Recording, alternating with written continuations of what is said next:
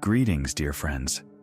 Today, I invite you on an exciting journey into the world of ancient Greek mythology to explore the life of one of the most iconic figures of the ancient epic, Heracles.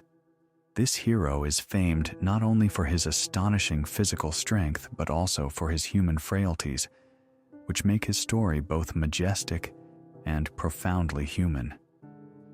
Heracles is a symbol of resistance to evil, atonement for guilt, and the pursuit of self-overcoming. But why do the myths of Heracles, born thousands of years ago, continue to captivate us to this day? It's not just about his accomplishments, which include battles with monsters and the completion of impossible tasks. The story of Heracles is a reflection of humanity's eternal battle against chaos, inner demons, and fate. Today, I will examine his 12 great labors, each of which represents not only a physical test, but also a metaphor for human qualities such as perseverance, wisdom, agility, and of course, courage. I will also delve into Heracles' life beyond the labors, his servitude to Omphale, the tragic events with Deianira, and his ascension to Olympus, where he attained immortality. This lecture is not just a retelling of ancient Greek legends. It is an opportunity to take a fresh look at a story that teaches us that even the greatest heroes face hardships and make mistakes. I will show how strength and weakness, victories and defeats shape a personality capable of becoming a legend. Make yourselves comfortable as I begin our captivating lecture about Heracles, the man who became a god and the hero whose exploits will continue to inspire generations to come. Let's delve into the story of how Heracles, half mortal, half god, began his life in astonishing circumstances. Together, let us immerse ourselves in the myth where love, deception, and a grand destiny intertwine. It all begins with Zeus, the supreme god of Olympus, who possessed not only boundless power, but also an insatiable passion for mortal women. His gaze fell upon Alcmene, the wife of Amphitryon, the ruler of Thebes, and a valiant warrior who was away on a military campaign at that time. Alcmene was not only beautiful, but also intelligent, virtuous, and descended from the illustrious lineage of Perseus, who slew Medusa the Gorgon and founded a dynasty that played an important role in mythology. This lineage was imbued with nobility, glory, and a connection to the gods. Her virtues captivated Zeus, and he decided that their union would produce not an ordinary child, but a hero who would go down in history. But Alcmene, loyal to her husband, would not succumb to persuasion. So Zeus, a master of deception, resorted to trickery. He assumed the form of Amphitryon, who was away on campaign, and came to Alcmene. By Zeus's will, his night with her lasted 3 days and 3 nights. Time slowed down by the god himself so that their union would produce something great. Thus began the story of Heracles, half mortal, half god. When Amphitryon returned from his campaign, he sensed that something was amiss. Alcmene greeted him as if she had already seen him. Confused and bewildered, he sought the advice of the seer Tiresias, who revealed the truth. Zeus had visited their home and left behind an heir. Imagine that shock, to learn that your wife had become part of the god's plans. However, Amphitryon, being a man of honor, accepted the situation and decided to raise the child as his own, realizing that fate had given him an unusual role. Heracles was not just a child, but the heir to the glorious dynasty of Perseus. Zeus, in a burst of pride, vowed that the first infant born that day from the lineage of Perseus would become a great ruler. Music. The jealous Hera, Zeus's wife, could not allow a child born of a mortal woman to hold such a position. With her divine powers, Hera intervened in the course of events. She delayed Alcmaeon's labor while simultaneously accelerating the birth of Eurystheus, another descendant of Perseus. Thus, thanks to Hera's treachery, Eurystheus was born first and received the throne that should have belonged to Heracles. However, this was just the beginning of Hera's intrigues. When Heracles was born, Hera sent 2 enormous snakes to kill the infant.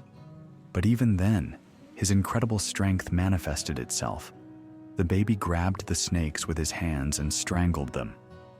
This episode was the first sign that Heracles was born for great deeds. Heracles grew up under the protection of his earthly father, learning the art of war. Even though he was deprived of the throne, fate had prepared for him a different path to greatness through trials that would make his name immortal. Heracles' life, despite his divine origins, was never easy. From birth, he was under the watchful eyes of the gods, especially the jealous Hera. But the greatest trials awaited Heracles in the future, when he was forced to endure incredible hardships and prove his strength, intelligence, and resilience. To understand why the great hero was punished and forced to perform his famous labors, let's delve into one of the most dramatic chapters of his biography. Heracles' fame as a protector of the weak began to spread throughout Greece. He was not just strong, he embodied the ideal of a hero capable of fighting any danger. But Hera, who was haunted by his existence, was not going to leave him in peace. At some point, Heracles' fate intersected with the beautiful Megara, daughter of King Creon of Thebes. Heracles married her, and it seemed that after all the early trials, his life had finally found peace. However, Hera intervened again, shattering this peace. She decided that this time, her blow should be particularly cruel. Hera inflicted madness upon Heracles. In this state, he lost the ability to distinguish between reality and illusion. Blinded by rage, music, he committed what became the heaviest burden in his life. He killed his own children, and, according to some versions of the myth, even his wife. When his mind finally cleared, he saw what he had done and was plunged into deep grief. It was this moment that became the turning point in his life. Overwhelmed by guilt, Heracles went to Delphi to consult the oracle of Apollo for advice. He sought atonement for his deeds. The oracle declared that the only way to cleanse himself of this sin was to submit to Eurystheus, the king of Mycenae, and carry out his orders. Why Eurystheus in particular? This was a direct consequence of Hera's intervention. Eurystheus, born slightly earlier than Heracles thanks to her trickery, became the ruler, while Heracles was deprived of his birthright. Now Heracles, though superior to Eurystheus in every way, was forced to obey his commands. This was a real humiliation for the great hero. Eurystheus, fearing Heracles' strength, decided to assign him the most dangerous and impossible tasks. Thus was born the story of the 12 labors, which became a test not only for the hero's body, but also for his spirit. These tasks were conceived as punishment, but they transformed Heracles into an immortal legend. Thus, Heracles' labors became not just a series of incredible adventures, but also a story of redemption. Each step was a step toward forgiveness and an understanding that even the greatest heroes are not immune to mistakes. Now, let's examine together how he performed his labors step by step, starting with the first, which became a real challenge to his strength and will after meeting King Eurystheus, who became for Heracles the embodiment of hostile fate. The hero headed to the Peloponnese. It was here that a series of great trials began, which forever inscribed his name in the history of myths. The first task Heracles received immediately called into question the very possibility of its completion. He was to kill the Nemean lion. a monstrous beast whose hide was invulnerable to any weapon. Nemea, a small region in the southern Peloponnese, suffered from constant terror. The locals said that this lion was the offspring of the darkest forces. According to one version of the myths, it was the offspring of Typhon and Echidna. Its shiny and dense hide was granted by the gods, and no spear, sword, or arrow could pierce it. Any attempt to kill the beast ended in tragedy, and the lion itself destroyed everything in its path. It devoured livestock and people with equal cruelty, leaving behind ruins and fear. Rumors of the Nemean lion spread throughout Greece, and no one dared to stand against it. Only one person could take on such a dangerous task: Heracles. Although he understood the difficulty of the trial, he accepted the challenge, for he could not retreat before his destiny. Arriving in Nemea, Heracles began studying the beast's tracks. He found out that the lion was hiding in a cave with 2 exits. Its lair was cleverly arranged. If someone tried to attack it, it simply disappeared through the second exit. Heracles, observing the beast's habits, began to develop a strategy. He realized that it was impossible to defeat such an enemy without cunning. First, he tried to use his weapons. Heracles drew his bow and fired several arrows at the lion, but they bounced off its hide as if it were a stone wall. Then, he decided to close one of the cave's exits with a huge stone to corner the beast. Now, the lion had no way to retreat. When the lion returned to the cave, Heracles was waiting for it in ambush. He knew that no weapon would help him in this battle, and the only way to defeat the beast was his incredible strength. Feeling the threat, the beast pounced on the hero. Their clash was truly grandiose. Man and monster fought as equals. The lion tried to tear Heracles with its claws, but the hero, using all his agility, dodged and, seizing the moment, grabbed the beast by the throat. His mighty hands, like iron vices, began to squeeze the lion's neck. Despite all its power, the beast could not break free. Its breathing grew weaker until it froze. After the victory, Heracles decided he had to take something to prove his triumph. He tried to skin the lion, but even here he faced an obstacle. Ordinary knives and swords could not cut through it. Then Heracles used the beast's own claws to flay the skin. This trophy became not only proof of his victory, but also protection for the future. The hide was impenetrable. Heracles wore it as armor and used the lion's head as a helmet. The image of Heracles in the lion's skin became legendary. This attribute symbolized not only his strength, but also his ability to overcome impossible obstacles. The hero turned the threat into protection and the monster into a symbol of his triumph. The victory over the Nemean lion was of great importance. It was Heracles' first labor, and it immediately showed the world that this hero was not only strong, but also intelligent, decisive, and ready to accept any challenge. He not only destroyed the monster, but also returned the peaceful life to the inhabitants of Nemea. This feat became the beginning of his path to immortal glory. After his victory over the Nemean lion, Heracles, covered in glory, returned to King Eurystheus. But instead of praise, he received a new, even more dangerous challenge. This time, he was sent to the swampy area of Lerna, where a monster that instilled fear even in the bravest warriors lived, the Lernaean Hydra. This creature, possessing many heads, personified chaos and destruction, and its venom poisoned the land, water, and the very air. The Lernaean Hydra was no ordinary monster. It came from the very darkness of ancient myths. Its parents were Typhon and Echidna, who spawned an entire army of monsters.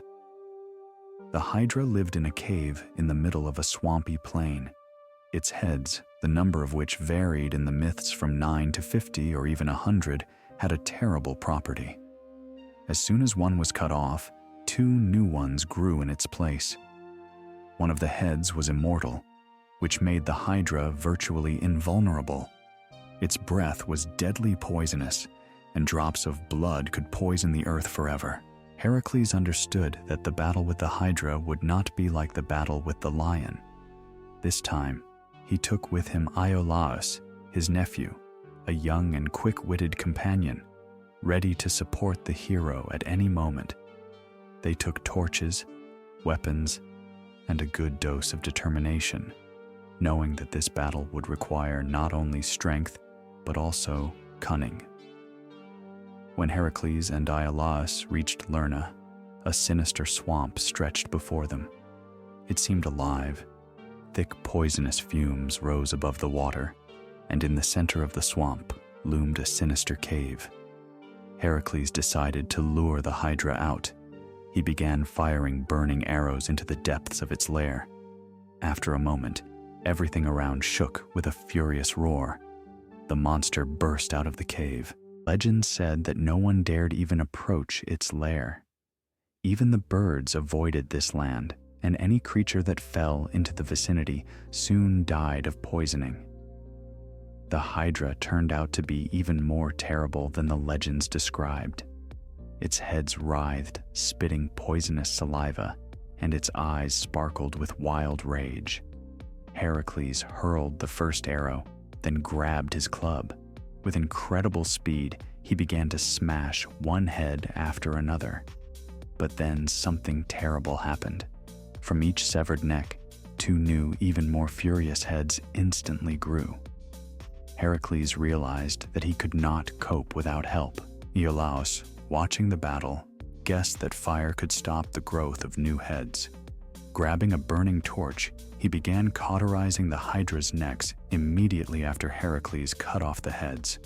New heads stopped growing, but there remained the immortal head. It was the most ferocious. Thick green smoke poured from its mouth, capable of killing anyone who dared come too close. Heracles fought it with all his might until he finally cut it off, but even then, it continued to hiss and writhe. Heracles buried the immortal head deep in the ground and crushed it with a huge stone so that it would never threaten people again. After the victory, Heracles collected the Hydra's blood. It was a deadly poison, and the hero dipped his arrows into it, making them an incredibly dangerous weapon. These arrows will still play a key role in his future exploits. Eurystheus did not count this feat because Heracles was helped by Iolaus. However, the hero himself knew that he had defeated not only the Hydra, but also the fear of evil, which seemed invincible. This feat became a symbol of cleansing and proof that even the most terrible monster can be defeated if you show ingenuity and courage. The Nemean lion skin, which Heracles carried with him from the first feat, and the Hydra's blood became an excellent addition to the hero's great strength and skill. After the resounding victories over the Nemean lion and the Lernaean Hydra, Heracles was to face a trial requiring not so much strength as patience and agility. Eurystheus, seeking to put the hero in a difficult position, ordered him to capture the Ceryneian hind, a sacred animal of the goddess of the hunt, Artemis. The Ceryneian hind, also known as the Hind of Artemis, was not just an animal, but a true miracle of nature. Its golden antlers shone in the sun, and its bronze hooves sounded like bells as it raced through the mountains and forests. The hind was sacred to the goddess Artemis, who considered it a symbol of purity and environmental protection. Anyone who dared to harm this animal risked incurring the wrath of the goddess. Eurystheus, knowing about the connection between the hind and Artemis, wanted to put Heracles before a choice. Either he would violate divine law, or he would fail to complete the task. This was a test not only of agility, but also of the hero's moral qualities. The difficulty of the task lay not only in the fact that the hind possessed tremendous speed, allowing it to escape from any pursuer, but also in the fact that it could not be harmed. Even a small scratch could cause Artemis's wrath. For Heracles, this meant that he would have to show not only physical endurance, but also incredible patience and accuracy. Heracles, used to direct confrontation, understood that brute force would be useless this time. He began to track the hind, carefully studying its habits and routes. This hunt stretched for an entire year. Heracles followed the animal's tracks from one mountain range to another, from forests to river valleys, covering vast distances. Every day he faced difficulties, steep climbs, dense thickets, and unbearable heat. But despite all this, he did not give up. Gradually, the hero began to notice patterns in the hind's movements. It loved the morning coolness and often came to the Ladon River. Finally, Heracles caught up with the hind at the river. It was a place surrounded by a dense forest with a slowly flowing river and soft banks, ideal for the animal to rest. Heracles, hiding behind the trees, aimed his bow, trying not to cause the animal serious harm. His arrow slightly touched the hind's leg, slowing its movement. Approaching the weakened animal, Heracles carefully grabbed it, trying not to cause harm. He gently lifted the hind and went to Eurystheus. When Heracles presented the Ceryneian hind to the king, he was impressed by its beauty, but also frightened by the possible wrath of Artemis. Heracles explained that he had caught the animal alive and unharmed, and emphasized that music, this sacred creation, belonged to Artemis. He skillfully diverted Eurystheus's attention and, having received permission, released the hind, allowing it to return to the goddess's sanctuary. This decision showed that Heracles respected not only the king's orders, but also divine laws. This feat symbolized patience, ingenuity, and the ability to act with respect for nature and the gods. Capturing the Ceryneian hind became not only a test for Heracles, but also a lesson for all who learned this story. Not always strength solves everything. Sometimes the key to victory is patience and respect. Heracles had just completed the exciting trial with the Ceryneian hind, but Eurystheus was already preparing him a new, even more dangerous task: to capture the Erymanthian boar. This wild boar, which lived on Mount Erymanthus in Arcadia, was known for its ferocity and destructive power. This animal terrified the inhabitants of the surrounding area, distinguished not only by its enormous size, but also by its incredible strength and aggressiveness. Capturing it alive seemed almost impossible. But Eurystheus, driven by envy and fear of Heracles, hoped that the hero would die trying to complete this task. Heracles realized that he faced a difficult task. People said that the boar destroyed fields, attacked houses, and killed anyone who dared to approach its territory. To defeat such a creature required not only strength and courage, but also cunning. Heracles, armed with a bow, spear, and his famous club, set off into the mountains. He carefully studied the boar's tracks to understand its habits. The hero also learned that in the winter months, deep snow made it difficult for even the most agile beast to move. This fact became key to his plan. Heracles tracked the boar for several days, gradually approaching its lair. Finally, he discovered the beast enjoying the destruction of one of the villages at the foot of the mountain. Without hurrying, the hero began driving the boar higher and higher into the mountains, where the snow was particularly deep. The boar, unable to move quickly, began to tire. Heracles used this moment to throw a strong net over it or tie it with rope, depending on the version of the myth. The beast resisted desperately, but Heracles, with his incredible strength, managed to tame it and tie it up. Heracles heaved the huge boar onto his shoulders and headed for Mycenae. Seeing Heracles with the giant beast, King Eurystheus was so frightened that he hid in a huge bronze jar, Pythos. This moment became one of the most memorable in the myths of Heracles, symbolizing not only the hero's strength, but also the cowardice of those who tried to humiliate him.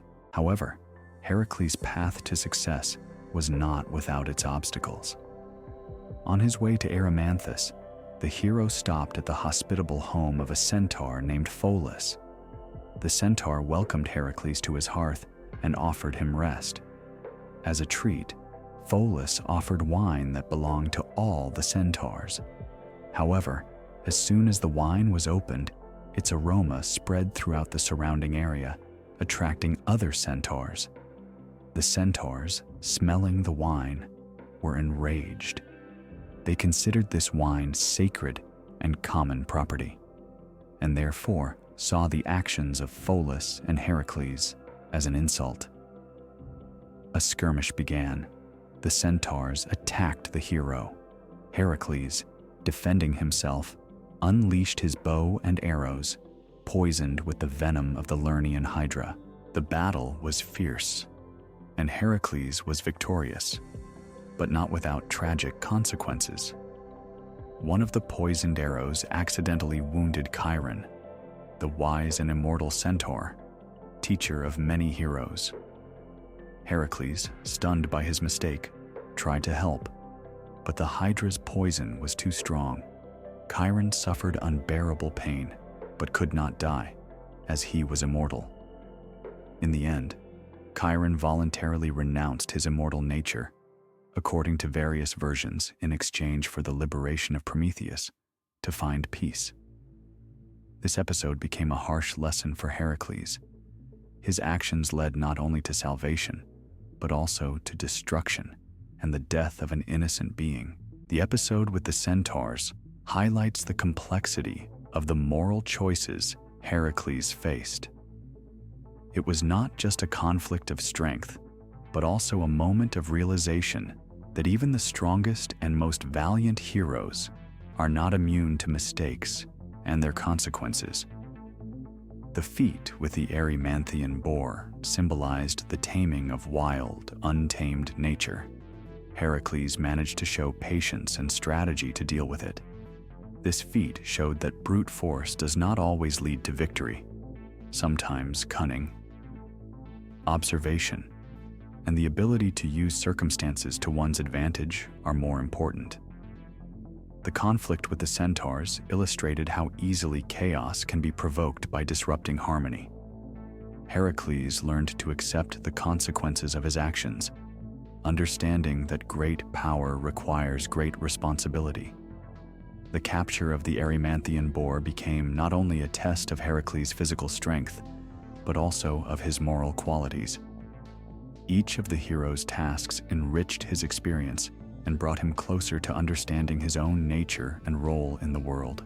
After Heracles had dealt with the most difficult monsters, Eurystheus, perhaps wanting to humiliate the hero, entrusted him with one of the most unexpected and seemingly most absurd tasks: cleaning the Augean stables. This feat, despite its apparent simplicity, is actually an example of how Heracles combined his incredible strength with intelligence and ingenuity. Once, Heracles, at the insistence of his king Eurystheus, was tasked with cleaning the stables of Augeas, the king of Elis, which had not been cleaned for 30 years. Given that these stables housed thousands of cattle, according to various versions 3,000 bulls, the mountains of manure accumulated over the decades made the task practically impossible by traditional methods. However, Heracles approached the solution to this problem with incredible boldness and ingenuity. His plan was to divert the course of two rivers, the Alpheus and the Peneus, which flowed near the stables. He decided to direct their waters through the stables so that the powerful flow could wash away all the accumulated pollution. This decision was not only bold, but also extremely difficult, as it required control over powerful water flows which was extremely dangerous. Heracles dug canals or destroyed the walls of the stables on two sides, changing the course of the rivers, and their waters gushed into the stables, cleaning them of all the dirt. In just one day, Heracles coped with this colossal task, and the stables became completely clean. This feat seemed impossible for any other hero, but Heracles, showing all his strength and strategic mind, managed to accomplish it. However, despite the effectiveness of this solution, Heracles' feat was not perceived by everyone as absolutely heroic.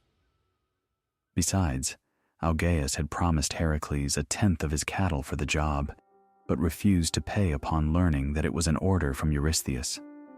Eurystheus, in turn, did not count this feat, as Heracles tried to get paid for it. Some in ancient Greece believed that using natural forces, such as rivers, to complete a task was not exactly what was expected of a hero. Some found it difficult to accept that a feat that was supposed to be a demonstration of human strength and perseverance was actually accomplished through interference with natural processes. This caused controversy, and some believed that Heracles' feat was not pure and noble enough in the traditional sense. Nevertheless, Heracles' feat, in addition to its physical side, had a symbolic meaning. The cleansing of the Augean stables became a metaphor for getting rid of everything bad that had accumulated and overcoming all the obstacles that stand in the way. This feat reminds us that in order to cope with difficulties, you need to use not only your strength, but also your mind. Heracles, as before, showed that even the most impossible tasks can be solved if you use cunning and courage. Thus, this feat became an important milestone in Heracles' life, showing that both strength and intelligence can be applied on the path to victory, a combination that will always lead to success. Heracles' feat in destroying the Stymphalian birds is one of those stories that combines elements of heroism, wit, and even a bit of divine intervention. This sixth labor might have seemed quite simple compared to the previous ones, were it not for one circumstance: the Stymphalian birds themselves, monstrous creatures that Heracles encountered. These birds were not just ordinary feathered creatures, created or raised, according to various versions, by the god of war Ares himself. They were deadly dangerous to all living things. And although they looked like giant birds, their characteristics made them extremely dangerous. Their feathers were made of bronze and were as sharp as daggers.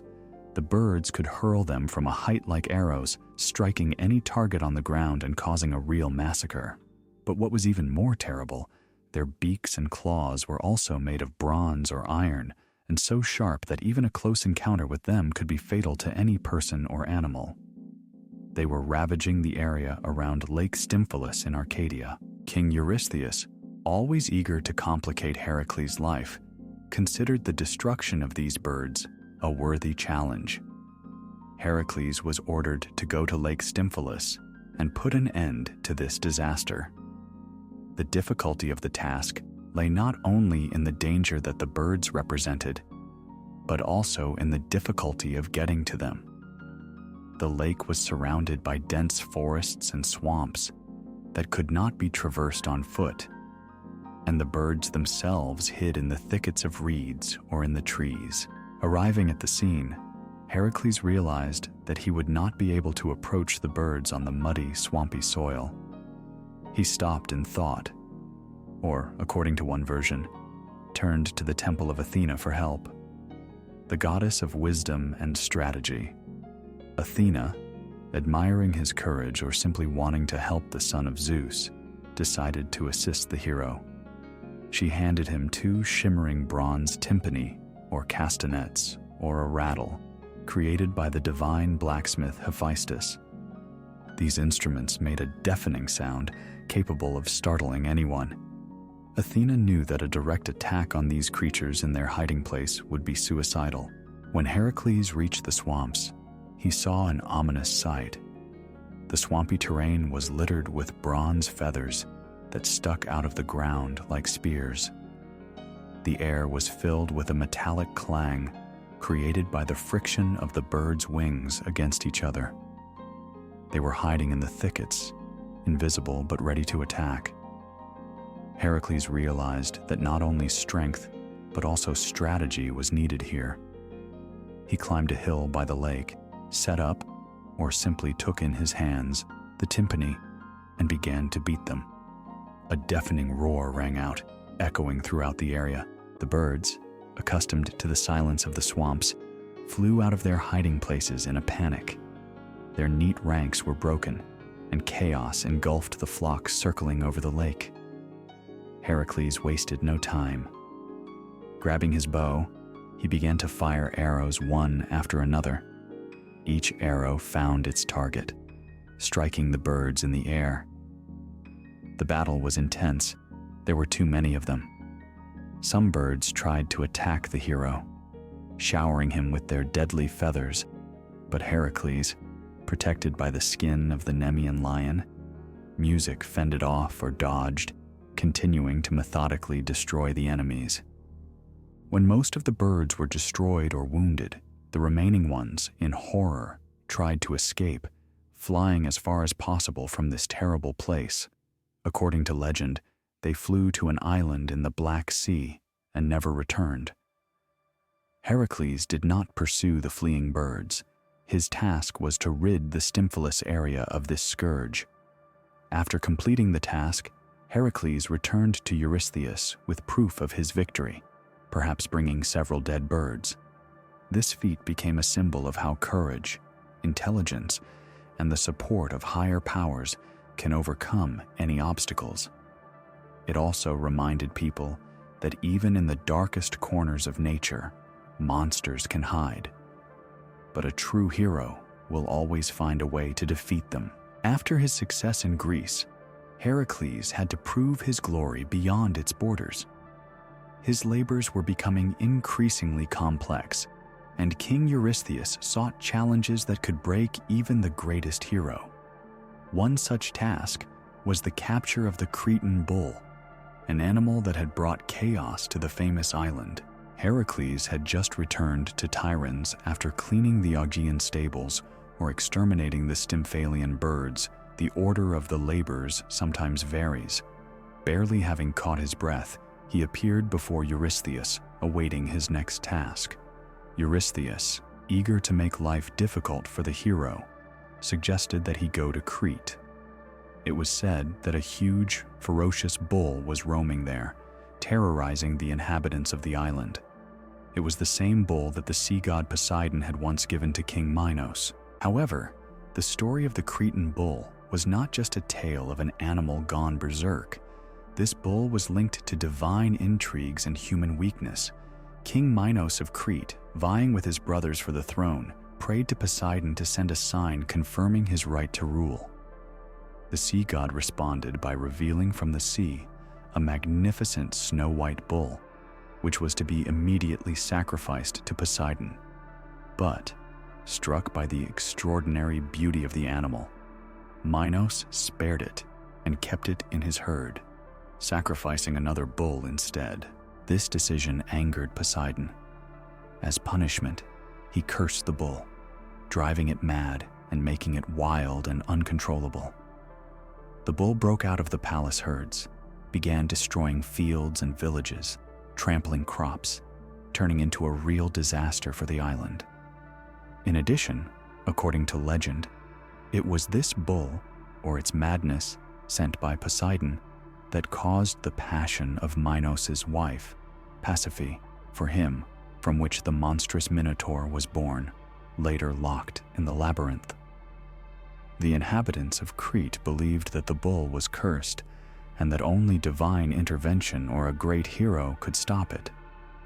Heracles accepted the challenge and set off for Crete. A long sea voyage across the dangerous waters of the Aegean Sea awaited him. When the hero arrived on the island, the inhabitants greeted him with pleas for help. Each of them told how the bull had trampled their vineyards, destroyed houses, and killed livestock. Seeing the suffering of the people, Heracles realized that he had to put an end to this chaos. Minos, although he was responsible for the appearance of this disaster, was happy to get rid of it and allowed Heracles to catch the bull. The bull was huge and powerful, its eyes blazing with rage. Finding it turned out to be not easy. The animal hid in the mountains, breaking out into the valleys only to destroy everything in its path.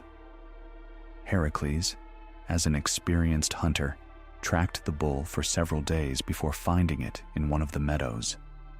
When Heracles saw the monster, he realized that a direct attack could be deadly. The hero prepared in advance.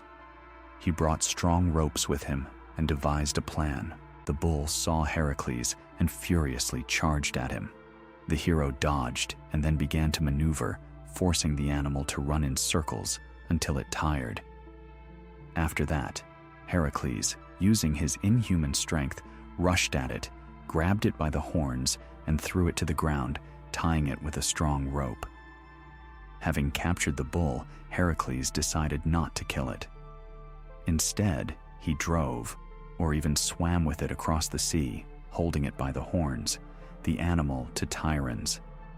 This showed his ability not only to conquer, but also to control chaos. When Eurystheus saw the huge, still ferocious bull, he was seized with panic.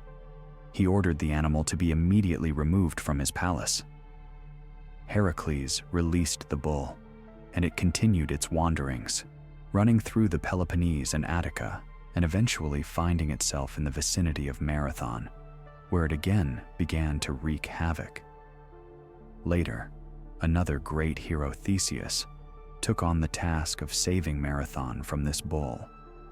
He found the bull, engaged it in a fierce battle, and defeated it. Then Theseus brought the bull to Athens, where it was sacrificed to the gods, Athena or Apollo, putting an end to its destruction. This feat did not merely demonstrate Heracles' strength. It was a symbol of the hero's ability to tame wild, destructive forces, even those that were born of the wrath of the gods and the mistakes of men. The story of the Cretan bull remains a reminder that even the greatest gifts require responsibility, and broken promises can lead to disaster. After defeating the Cretan bull, Heracles was once again faced with a new challenge. This time, the task from King Eurystheus was even more audacious and dangerous: to travel to the distant lands of Thrace to capture the mares of Diomedes, terrifying man-eating horses that no mortal could tame. These animals, feeding on human flesh, terrorized the entire region.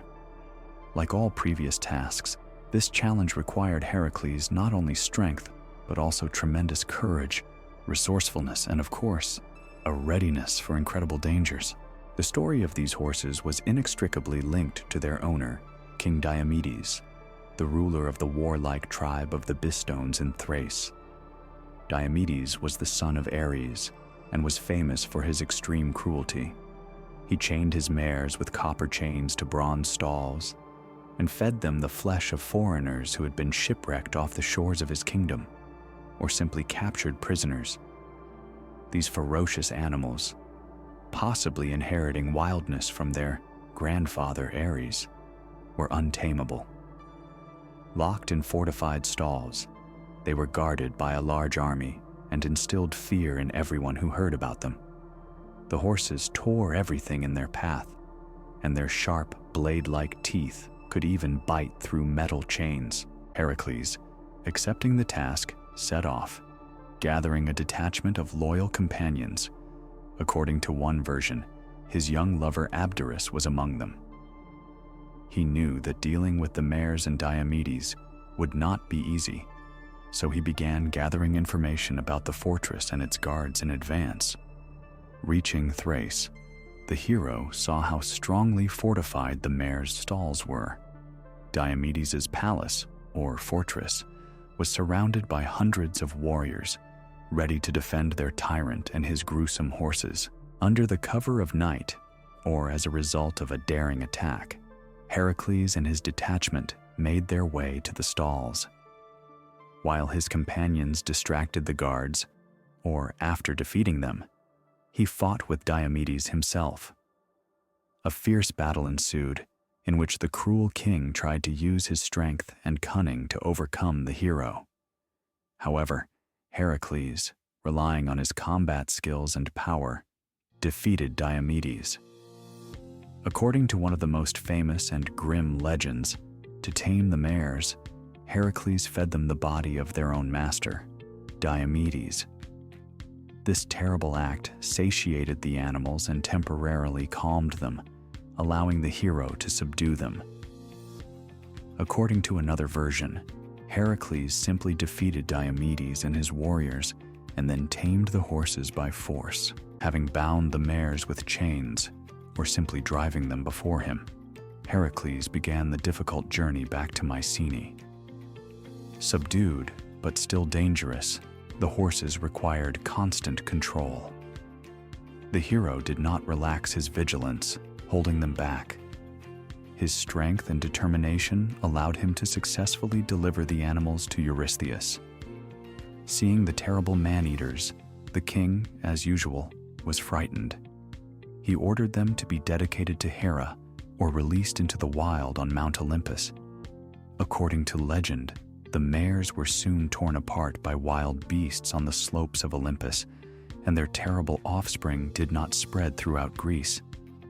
In the version with Abderus, the young man was left to guard the mares, but they tore him apart, which enraged Heracles and prompted him to kill Diomedes and found the city of Abdera in honor of the fallen friend. This feat of Heracles became another testament to his fearlessness and courage. He showed that a true hero is capable not only of dealing with natural monsters, but also of restoring order in kingdoms where chaos and cruelty reign, even if it means facing the most brutal manifestations of human and animal nature. The victory over the mares of Diomedes and their master symbolized the triumph of justice and order over tyranny, cruelty, and chaos. After completing the previous 8 labors, Heracles received the 9th task from King Eurystheus to obtain the girdle of Hippolyta, the queen of the legendary Amazons. This girdle was not just an ornament, it was a sign of Hippolyta's royal power and strength as the leader of a nation of mighty warrior women and, according to legend, was given to her by Ares himself, the god of war. Eurystheus intended to give this girdle to his daughter Admete, and he sent none other than Heracles to carry out this mission.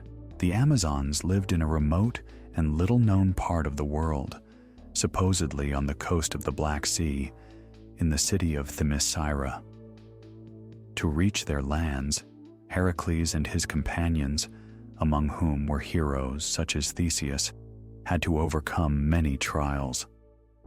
They crossed mountain passes, fought turbulent river currents, and encountered tribes that were hostile to strangers. But Heracles, true to his path, with his tireless strength and determination, continued to move forward.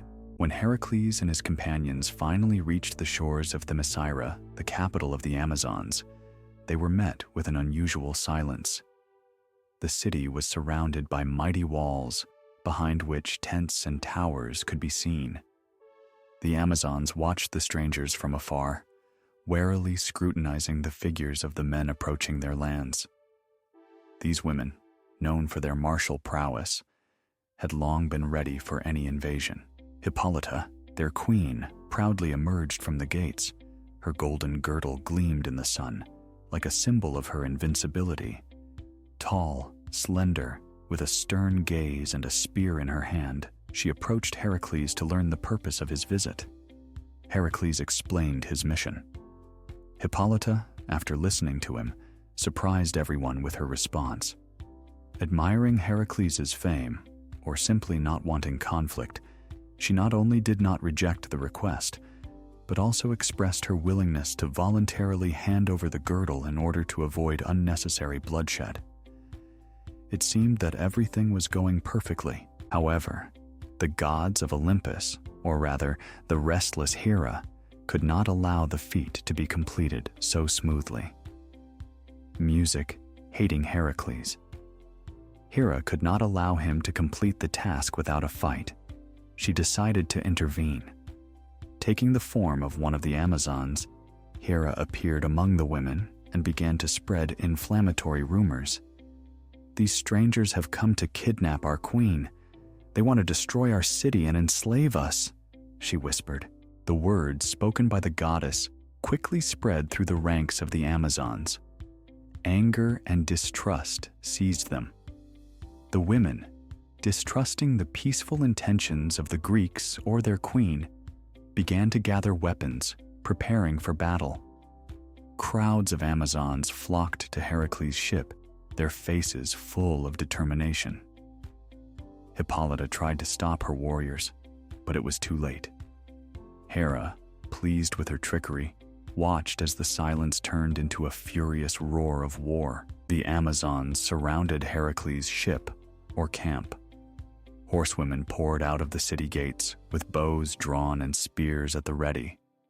Heracles and his companions, realizing that battle could not be avoided, quickly took up defensive positions. The Amazons were the first to engage in battle. Their arrows, like a deadly rain, fell upon the Greeks.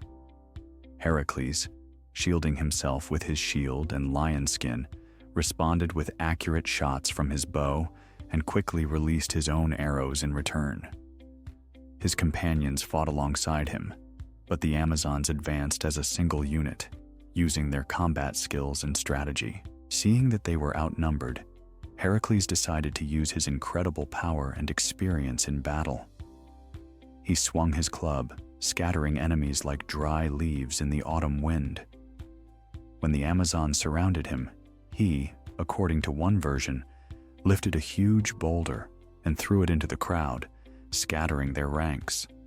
His companions, encouraged by the hero's courage, continued to fight. Hippolyta, seeing that the battle only brought suffering to her people, once again tried to stop her warriors.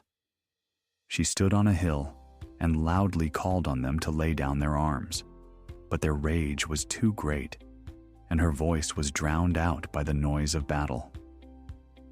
In the midst of the battle, Heracles broke through the ranks of the Amazons and found himself in front of Hippolyta. According to one version, believing that the queen had betrayed him, Heracles killed her and took the girdle.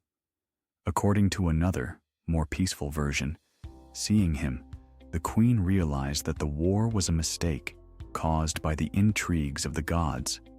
She stopped him, raising her hand and said, "You have proven your strength and valor. I do not want my people to suffer any longer. Take the girdle and leave in peace." In her eyes he saw wisdom and regret.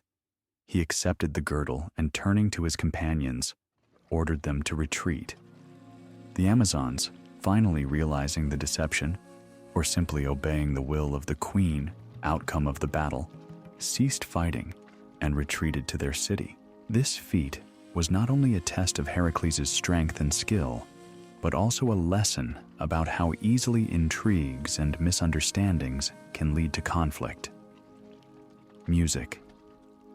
Hippolyta's girdle became a symbol of victory, not only over the enemy, or obtained by agreement, but also over the intrigues of the gods, once again proving the hero's greatness. After the feat with Hippolyta's girdle, which turned into, according to one version, a bloody battle and a display of both strength and diplomacy, King Eurystheus, seeing that nothing could break the hero, decided to send him where no ordinary mortal had ever set foot.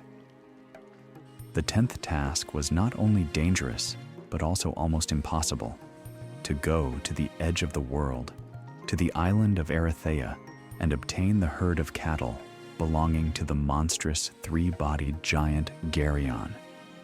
This feat became one of the most significant trials, requiring Heracles to travel to the westernmost limit of the known world. a place considered inaccessible even to the gods. The road to the west, to the edge of the inhabited world, oikumene, was fraught with difficulties. Heracles crossed the scorching deserts of Libya, where the daytime heat burned everything alive, and the nights were icy. Legend has it that enraged by the unbearably scorching sun, the hero drew his bow and shot an arrow at the god Helios himself. Music. Helios, the god of the sun, instead of becoming angry, admired the hero's audacity and courage and rewarded him with a golden cup or boat that served as a ship, capable of carrying him across the turbulent waters of the ocean that washed the world. This cup-shaped vessel transported Heracles to the island of Erytheia, Red Island, perhaps because of the setting sun, where the herds of purple cattle of Geryon grazed. But even after a long journey, the hero faced new trials. On the shores of Erytheia, Heracles met his first opponent, Orthrus, or Orth, the two-headed dog, brother of Cerberus, guarding the herd. The beast bared its teeth at the hero with a terrifying roar. Orthrus was so strong that he could knock down a full-grown bull with one paw, but Heracles, possessing outstanding reaction and strength, managed to dodge, or meet the attack, and struck a powerful blow with his club, smashing both of the beast's skulls. The battle was short, but fierce, and, defeating the dog, Heracles proved that he was ready for new trials. After the victory over Orthrus, the herdsman Eurytion, a faithful servant of Geryon, appeared. He was a huge man, possessing brute force and animal cunning.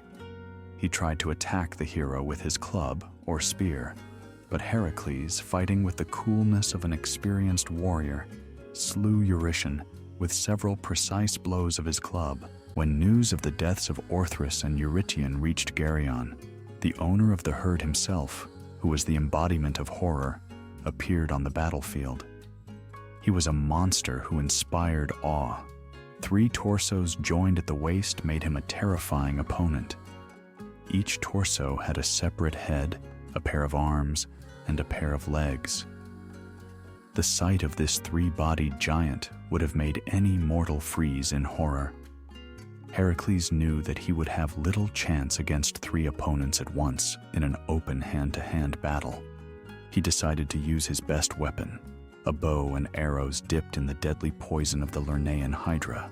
When Geryon, furious and confident in his victory, appeared on the battlefield, Heracles fired 1 or more arrows.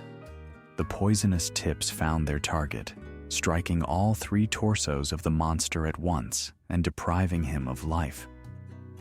Geryon represented a complex metaphor. His 3 bodies could symbolize the past, present, and future, or the different lands he ruled. The killing of Geryon became an act of asserting order over chaos, a victory of the hero over inhuman power. This battle showed that even the most multi-headed and formidable evil is vulnerable to the hero's accuracy and poisoned weapons. After defeating Geryon, Heracles gathered his magnificent herd of cattle and prepared for the long journey home, using the same golden cup of Helios to cross the ocean. It seemed that the most difficult part was over. The monstrous dog, the giant herdsman, and the 3-bodied owner of the herd had been defeated. But the trials did not end there. Hera, always full of hatred for Heracles because of his divine origin from Zeus, who had been watching the hero's every success, was enraged by his latest victory. To complicate the completion of the feat, she sent a swarm of giant horseflies, or gadflies, that attacked the cattle. These insects, according to legend, were not only large, but also incredibly vicious. They painfully bit the animals, driving them mad and causing them to scatter in different directions. For Heracles, this became a serious problem. The maddened herd scattered over a vast area, crossing Europe from Iberia to Scythia and Thrace. he had to chase after the scattered cattle throughout the area, covering vast distances. For several months, he crossed forests, swamps, mountains, and rivers, tracking down the animals. He returned each cow to the herd one by one, showing incredible patience and resilience. Some cows were so frightened that they hid in inaccessible places or even swam across seas. But Heracles, possessing keen eyesight and boundless energy, found them all, or most of them. When Heracles finally reached Tiryns, or Mycenae, with the herd of Geryon's cattle, Eurystheus, as always, greeted him with distrust and envy. However, even he could not deny the greatness of the feat. Eurystheus sacrificed the cows to Hera. Geryon's cows became proof that Heracles had managed to overcome not only physical challenges and monsters, but also the intrigues of the gods, natural obstacles, and the difficulties of a long journey. Heracles' 11th trial seemed almost impossible: to obtain the golden apples from the garden of the Hesperides. These magical fruits, given by the goddess of the earth Gaia to Hera herself on her wedding day with Zeus, grew on a tree in a mysterious garden in the far west and bestowed eternal youth or immortality. The problem was not only how to get to the garden, but also that its location was carefully hidden, and the garden itself was securely guarded. The Garden of the Hesperides was a place not of this world. It was located far to the west, beyond the known lands, on the shores of the ocean, where the real world merged with the mythical. It was a place where the eternal sunset painted the sky gold, and the trees were adorned with fruits shining like the sun. The Hesperides, daughters of the Titan Atlas and the nymph Hesperus, or daughters of night, beautiful nymphs, tended this garden. But they were not its only protectors. The huge dragon Ladon, possessing 100 heads, did not sleep day or night, coiling his body around the magic tree so that no one dared to approach the golden apples. Heracles, of course, did not know where this mysterious garden was located. Therefore, he had to not only perform a feat, but also find a way to locate it. He embarked on a long journey that took many months. He crossed deserts, forests, and mountain ranges. His path led through lands inhabited by mythical creatures, and each step brought him closer to his goal, but no one knew the exact location of the garden. Along the way, he performed many other deeds, fought various opponents, freed cities and people. In one of the valleys, or on the river, Heracles encountered the sea god Nereus, or the river god Achelous in other contexts, but more often Nereus in connection with the search for the garden, who possessed the gift of prophecy and the ability to change shape. Nereus refused to point the way and tried to escape, turning into water, fire, and various animals. But Heracles held him firmly until he gave up and pointed the way to the garden, or to someone who could help. On the way to the edge of the world, Heracles, according to one version, encountered Antaeus, a giant, son of Gaia, Earth, who drew invincible strength from contact with Mother Earth and challenged all travelers to fight, killing them. Heracles fought him, but realized that he could not win as long as Antaeus touched the ground. Then the hero lifted the giant into the air and strangled him. During his search, Heracles encountered various mythical creatures and received clues about the location of the garden. One of the most important encounters was his encounter, or liberation, of Prometheus, who had been chained by Zeus to a rock in the Caucasus for giving fire to humans. Every day, Zeus's eagle came to peck at his liver, which grew back overnight. Music. Heracles, taking pity on the Titan, or at Nereus's direction, killed the eagle with his arrow and freed Prometheus from his chains.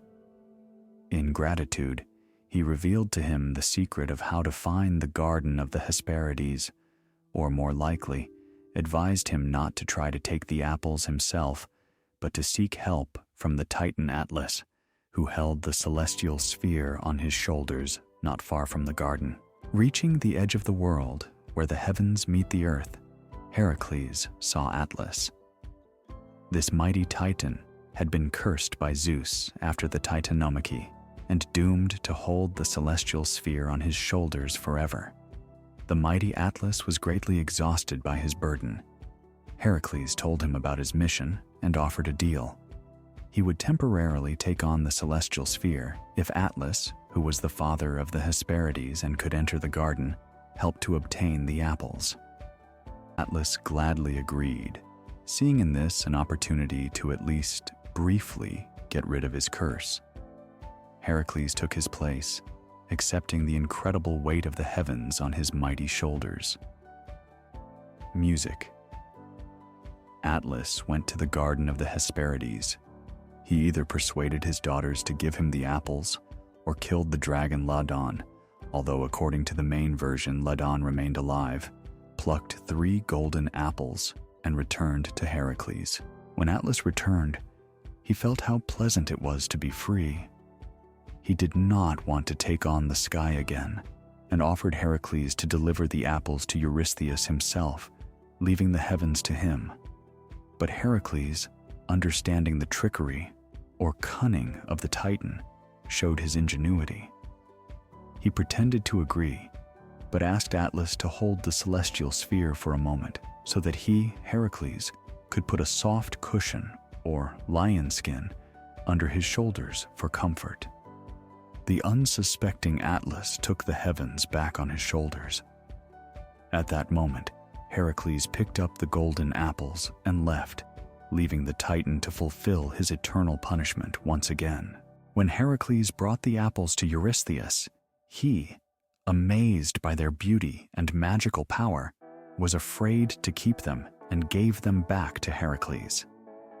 Heracles dedicated them to Athena, and the goddess returned the sacred fruits to the garden of the Hesperides, as they did not belong in the world of mortals.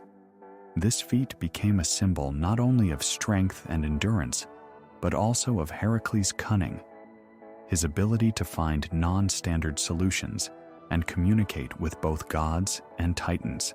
As the great trials of Heracles were coming to an end, Eurystheus, no longer knowing what earthly task could stop the hero, decided to give him an assignment that seemed beyond possible for a mortal. He ordered Heracles to perform the 12th, final, and most terrible feat, to descend into the realm of the dead, Hades, and bring back Kerberos, the terrifying 3-headed dog guarding the entrance to the underworld. This task was not only extremely dangerous, but also symbolically important.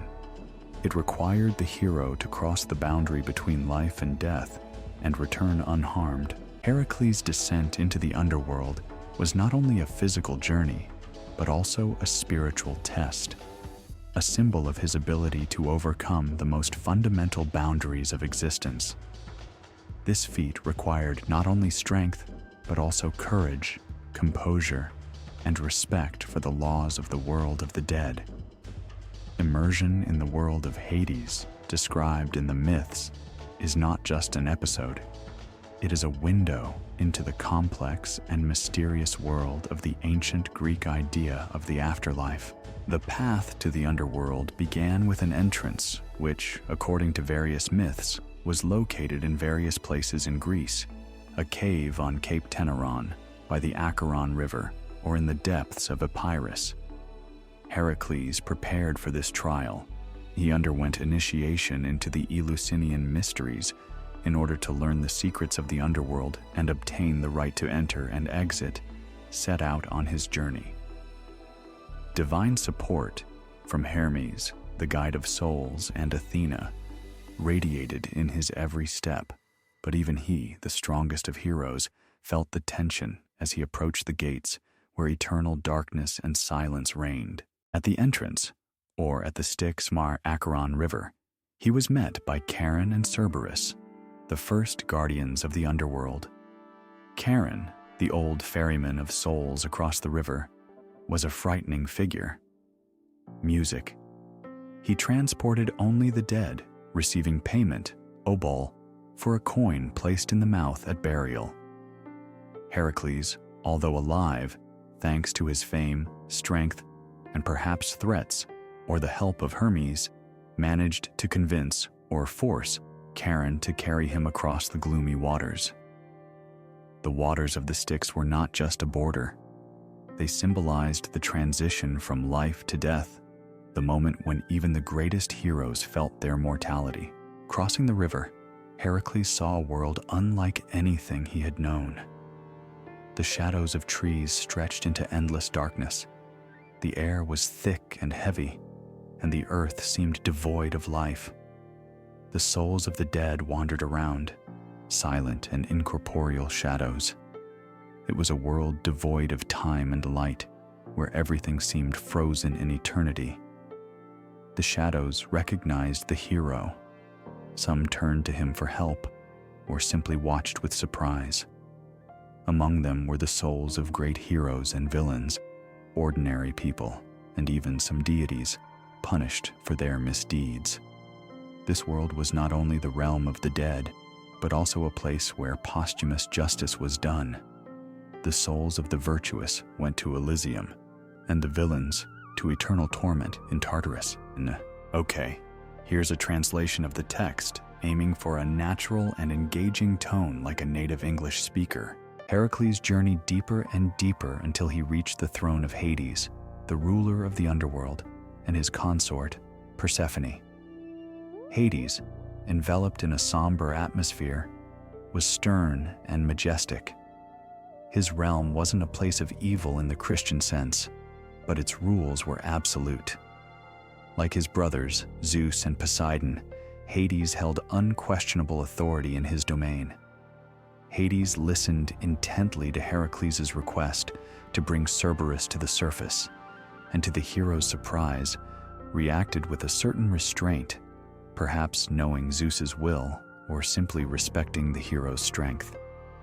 He knew he wasn't dealing with an ordinary mortal, but a hero destiny had elevated above the common folk.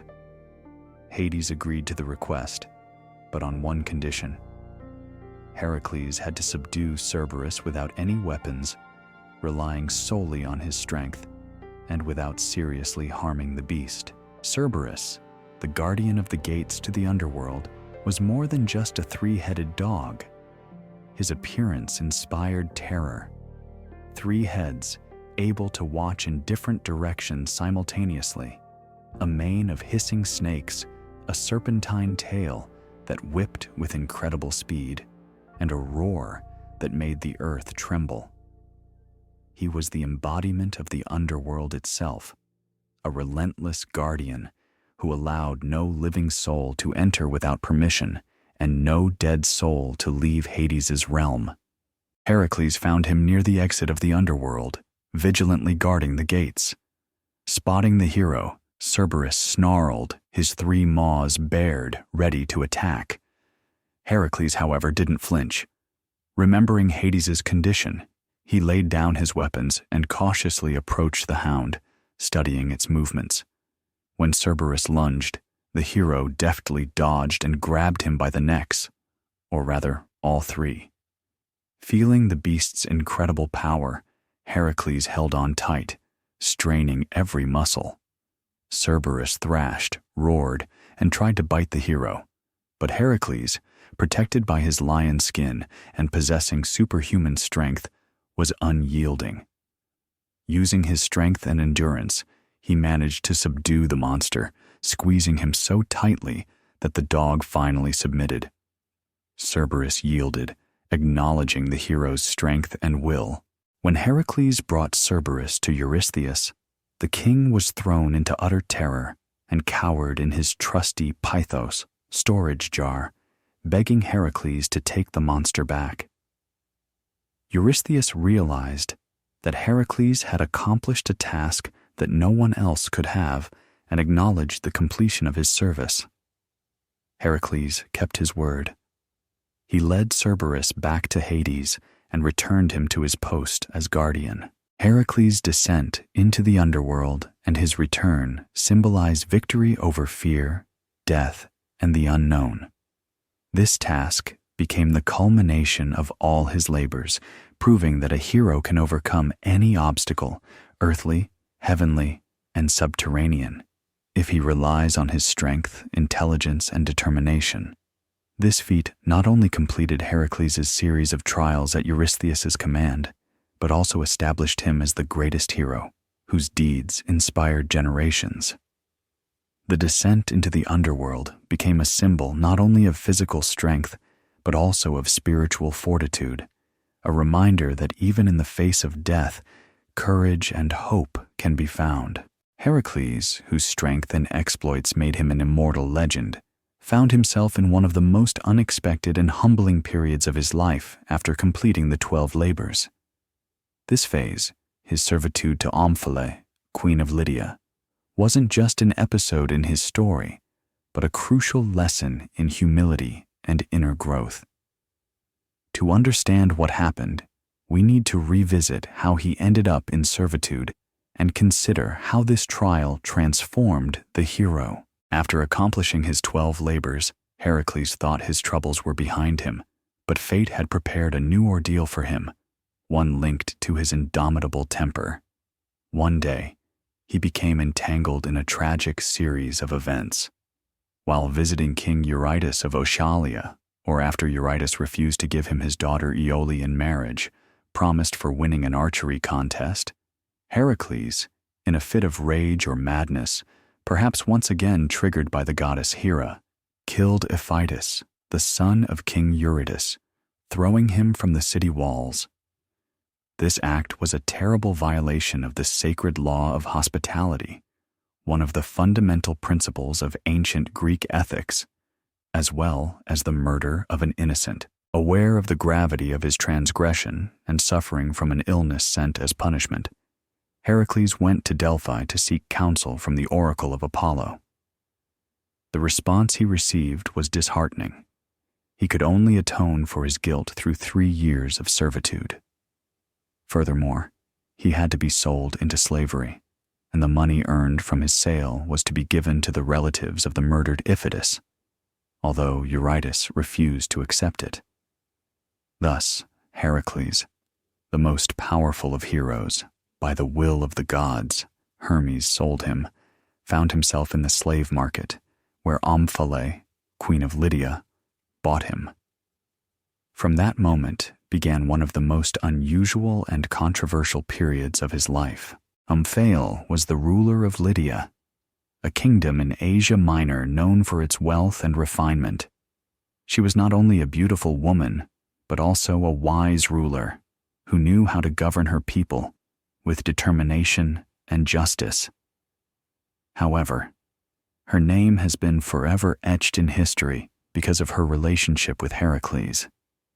The queen was fascinated by the mighty hero, but instead of using him solely as a warrior slave, she transformed him into her companion and, according to some myths, her lover. However, she loved demonstrating her power over him, which led to several comical and paradoxical situations depicted in art and literature. Heracles' life at Omphale's court was strikingly different from his previous exploits. Music. If he had once battled monsters and fulfilled the orders of gods or kings, now his work involved performing traditionally feminine duties. Omphale forced Heracles to spin wool, weave, and even wear women's clothing, while she herself donned his lion skin and carried his club. This image, the mighty hero dressed in women's attire and engaged in crafts, became a symbol of humiliation, but also of a peculiar transformation. Heracles, accustomed to solving problems with his incredible physical strength, was forced to realize that there are trials in life that require patience, obedience, and humility. This period, however strange it may seem, played an important role in his spiritual development. He learned to control his anger and submit to the will of another. Despite his situation, Heracles continued to perform heroic deeds even in slavery, showing that his heroic essence could not be suppressed. For example, he rid the lands of Lydia of bandits or wild creatures, the Cercopes, who robbed villages and threatened the locals. On another occasion, he defeated a huge serpent that was ravaging the country. Thus, even in conditions that could be considered humiliating, Heracles remained himself. He found ways to demonstrate his best qualities, even when the circumstances seemed stacked against him. Serving Omphale became a time of redemption and humility for Heracles. Omphale, being a symbol of female power and authority, and perhaps wisdom, played an important role in Heracles' development as an individual, teaching him to control his untamed power. When the 3 years of service came to an end, Heracles was freed. Omphale released him, perhaps even marrying him for a time or bearing him children, according to various versions. He reclaimed his attributes, the lion skin, the club, and his former glory. However, this experience changed him forever. He became not only stronger in spirit, but also wiser, realizing that even the greatest heroes can find themselves in a position that requires humility and inner growth. This period reminds us that every trial, however strange or humiliating it may seem, can be a step towards spiritual growth and self-understanding. After his time in servitude to Queen Omphale, where Heracles, strangely enough, found humility and a new understanding of his place in the world, he once again sought a path to living an ordinary human life, as much as that was possible for him. One of the most touching and ultimately tragic chapters in his later story was his marriage to Deianira and the subsequent finale, which marked the culmination of his earthly existence. Deianira was a princess of Calydon, the daughter of King Oeneus. She was renowned for her beauty and wisdom, but as often happens in myths, happiness couldn't be achieved without a struggle. Not only Heracles sought Deianira's hand, but also the powerful river god Achelous. Heracles had to fight him to win the right to marry her. Achelous was a formidable opponent. He could take on different forms, including turning into a snake or a bull. Heracles engaged him in a fierce battle. It was a clash of strength against cunning and magic. Achelous used his ability to change forms to deceive the hero, but Heracles ultimately defeated him, famously breaking off one of his horns in the duel, which, according to one version, became the Horn of Plenty. This victory became a symbol of his supremacy. After his victory, Heracles married Deianira, and their marriage initially seemed happy. They decided to leave her father's palace and move to a new city, Trachis, where they could start a life together. However, Heracles' life was never simple. Even when he sought peace, fate was preparing new trials and fateful encounters for him. On their way, Heracles and Deianira approached the turbulent Evenus River. Here they encountered the centaur Nessus, who offered his help in crossing the river. He offered to carry Deianira across the rushing waters on his back, while Heracles swam across the river himself. But as it turned out, the centaur was treacherous. After carrying Deianira across, he tried to abduct her, thinking he could take advantage of her helplessness and beauty. Hearing his wife's cries, Heracles, without wasting time, drew his bow and struck Nessus with one of his deadly arrows poisoned with the venom of the Lernaean hydra. The dying Nessus devised a cunning revenge. He convinced the gullible Deianira that his blood, mixed with his semen, was a powerful love potion that would guarantee that Heracles would always remain faithful to her. Nessus told her to collect his blood, omitting the poison of the hydra it contained, and store it as a means to preserve her husband's love, music. Deianira, fearing future infidelities by the lustful Heracles, secretly collected the centaur's blood, unaware of its true properties, and hid it away, assuring herself that one day she might use it if she felt she was losing her husband's attention. Soon, Deianira's fears were justified. Heracles and Deianira's married life began to unravel. Heracles, known for his passion and proclivity for infatuations, after one of his campaigns, the war against Oechalia, where he avenged himself on King Eurytus, captured the beautiful Iole, the daughter of Eurytus, the very woman for whom he had once killed Iphitus. He brought her to his home in Trachis, clearly intending to make her his concubine, or even his new wife. This affair was the last straw for Deianira. Remembering Nessus's words, she decided to use the love potion to regain her husband's affection. Deianira soaked a luxurious chiton robe of Heracles's with Nessus's blood and sent it to her husband through the servant Lacus as a gift for the festival celebrating his victory. But she didn't know that the blood was mixed with the deadly poison of the Hydra. When Heracles donned the cloak during a sacrifice at Cape Sinium, the heat from the altar fire activated the poison. It began to seep into his body, causing unbearable torment. His skin burned, his muscles contracted in agony, the chiton stuck to his body, and attempts to tear it off only resulted in tearing off pieces of flesh. No source or magic could alleviate his suffering. In rage and agony, Heracles killed Lycus, the bearer of the garment, throwing him into the sea. Soon, Heracles realized that there was no salvation, and his earthly life was coming to an end. Realizing that this was the end, he decided to meet death with honor, as befits a hero. He ordered himself to be taken to the summit of Mount Ota, and prepared a funeral pyre there. Heracles lay down on it, and asked his friends or companions to light the fire, but no one dared to do it, unable to raise a hand against the greatest hero.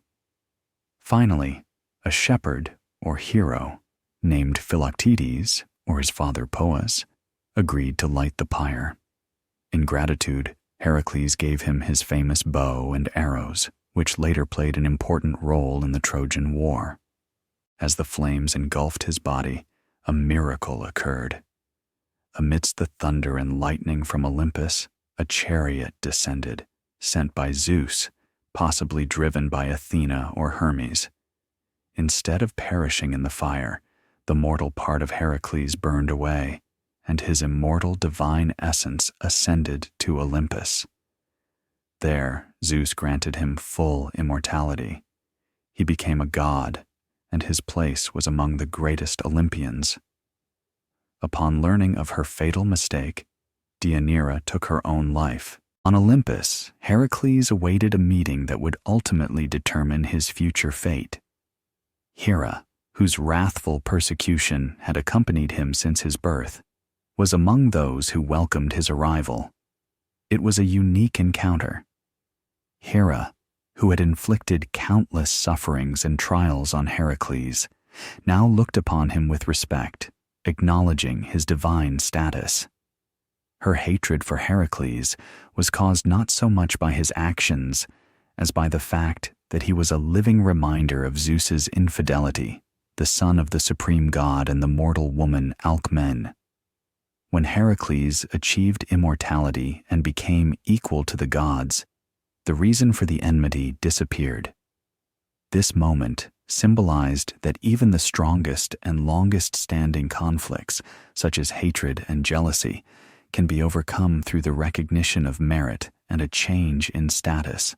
Hera not only recognized Heracles as a hero and a god, but also formally adopted him as a member of the Olympian family, performing a symbolic rite of adoption. Their reconciliation became a symbol that conflict can end if both sides are willing to acknowledge each other's strength and dignity. To solidify Heracles' new status, and finally reconcile him with Hera, Zeus granted him Hebe, the goddess of eternal youth and beauty, as his wife. Hebe was the daughter of Zeus and Hera themselves. making her union with Heracles a symbol of the final reconciliation and acceptance of the hero into the family of the gods. Hebe embodied everything that Heracles had been deprived of in his turbulent and suffering mortal life: peace, harmony, and eternal happiness. She not only became his divine companion, but also maintained his eternal youth. With her help, Heracles left behind his earthly sufferings and attained long-awaited immortal bliss. According to myths, Hebe was the cupbearer of the gods, serving nectar and ambrosia, which symbolized eternal life. Now she shared this blessing with Heracles, making his immortality complete and joyful, where the past no longer has power. On Olympus, Heracles found his rightful place among the gods. His new status meant that he was no longer a hero fighting for survival and redemption. Now he became one of the Olympians, a protector of mortals, a patron of strength, courage, and athletic competitions. His name became synonymous with overcoming difficulties, and people throughout Greece and later in Rome as Hercules began to pay him divine honors, building temples and offering sacrifices. Heracles as a god became a symbol of hope for those who struggled with adversity. His story inspired heroic deeds, and temples dedicated to him became places where people sought blessings and protection. Heracles' ascension to Olympus is not just a myth about the reward for heroic deeds. It is a story about how a person, albeit a demigod, after going through unimaginable pain, suffering, and trials, can achieve divine greatness through perseverance and redemption. Heracles became an example of how strength of spirit, humility before fate, when necessary, and a relentless pursuit of a goal can overcome any obstacle, even death itself.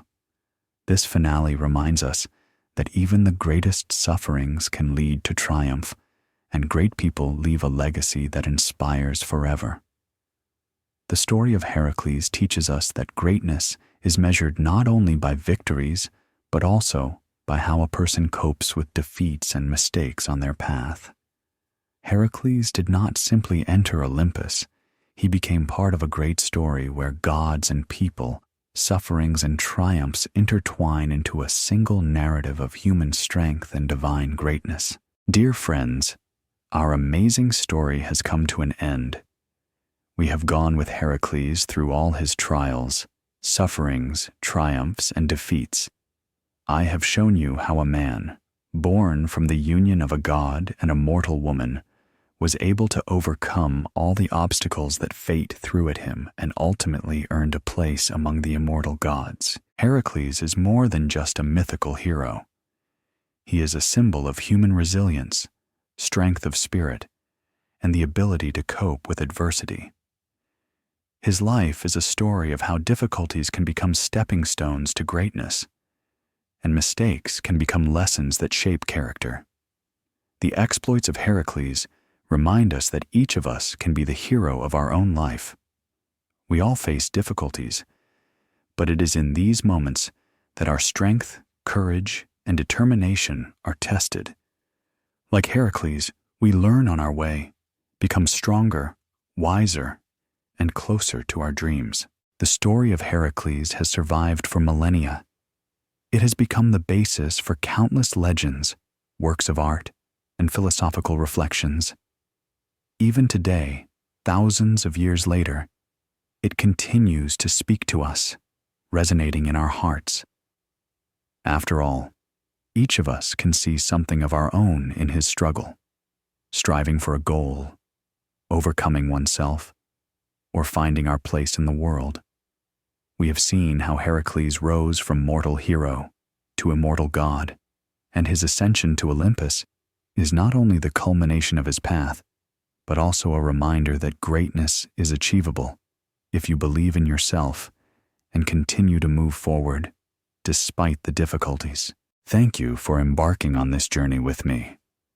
I hope that this story has inspired you and allowed you not only to learn more about ancient Greek mythology, but also to reflect on your own strength and capabilities.